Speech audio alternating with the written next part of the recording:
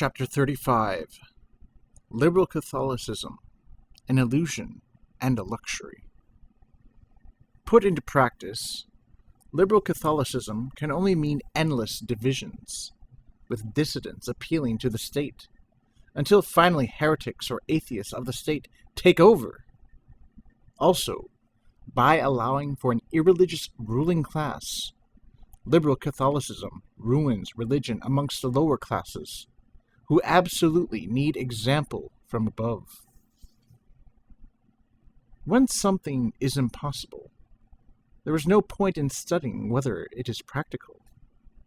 I will not try to show liberal Catholics what insurmountable difficulties they face in setting up a liberal Catholic Church. I would seem to be insulting common sense, and the future contingencies I would have to point out, just like the past memories I would have to evoke, would make what I am writing unworthy of the gravity of the subject and the sincerity of the men I am fighting. I will merely mention the divisions that would break out in these liberal Catholic churches, the immediate, unceasing, and painful struggle against dissidents who would be paying no more attention to excommunications than the government itself, and who would be litigating to obtain possession of religious buildings. Men would soon be asking the state for a civil constitution, as the Protestants have just done, to make the state straight away into the pontiff and arbiter of the faith. That is when the clauses favoring the state would begin to multiply. Simply look at what is now happening in Switzerland, where the worthy and virtuous Bishop of Basel, persecuted by the government, is still more grievously persecuted by a group of his own people, who pride themselves on giving him a lesson in tolerance. Behold, liberal Catholicism in action! Without a doubt, it is of all these things the most odious, the most revolting, and the most ridiculous. Yet, what remedy is to be found in the liberal system?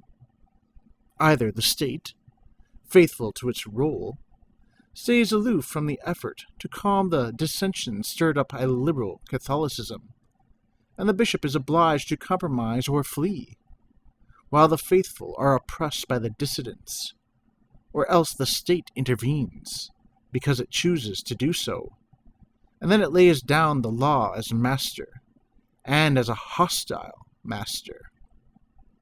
There we shall have a pontiff who is not only secular, but a heretic, an atheist. Simply food for thought. I wonder if this consequence is really so far off.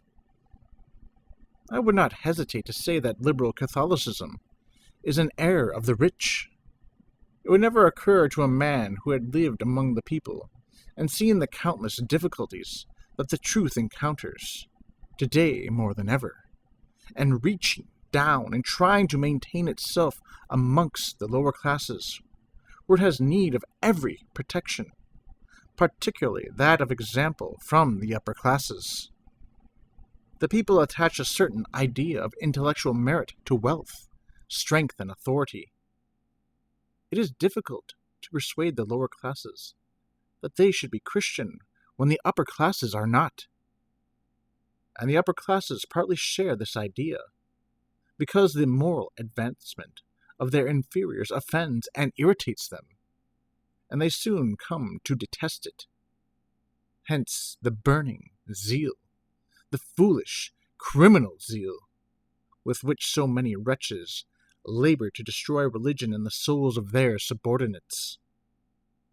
Should the state cease officially to practice religion?